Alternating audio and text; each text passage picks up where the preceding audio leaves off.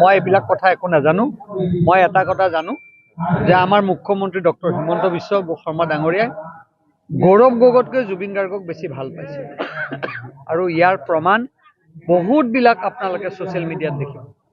গৌৰৱ গগৈক এটা ভালকৈ অসমীয়া গান গাই দেখুৱাব দিয়ক, অসমীয়া ভাষাটো ভালকৈ শুদ্ধকৈ ক'ব দিয়ক, তাৰপিছত অসমীয়া মানুহৰ প্ৰতি তেখেতৰ মৰম থাকিব। যিজন মানুহে জন্মৰ পৰা লণ্ডনত থাকিলে, যিজন মানুহে বিয়া কৰালে লণ্ডনত, যিজন মানুহে অসমীয়া কোনোদিন অসমত থাকি নাপালে, সেইজন মানুহে কংগ্ৰেছৰ যদি হৰ্তাকৰ্তা বিধাতা হয়, আমাৰ কাৰণে ভাল দিন।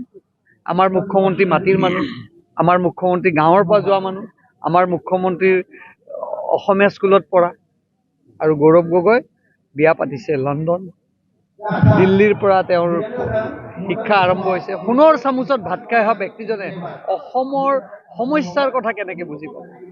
মুখ্যমন্ত্ৰী ডক্টৰ হিমন্ত বিশ্ব শৰ্মা ডাঙৰীয়াই বিভিন্ন ঘাট প্ৰতিঘাত নেওচি আজি এইখিনি পাইছে। ইয়াৰ সিদ্ধান্ত ৰাইজে ল'ব, গৌৰৱ গগৈ নে ডক্টৰ হিমন্ত বিশ্ব।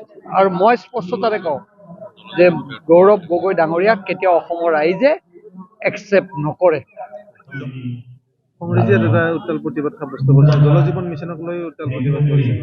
কংগ্ৰেছলৈ শুভেচ্ছা থাকিল, বেষ্ট উইচেছ থাকিল। এতিয়া তলৰ পৰা তেওঁলোকে প্ৰাইজ পাব নে ওপৰৰ পৰা প্ৰাইজ পাব, সেইটো সিদ্ধান্ত কংগ্ৰেছে লওক। তলৰ পৰা 1 নম্বৰ হ'ব কংগ্ৰেছ।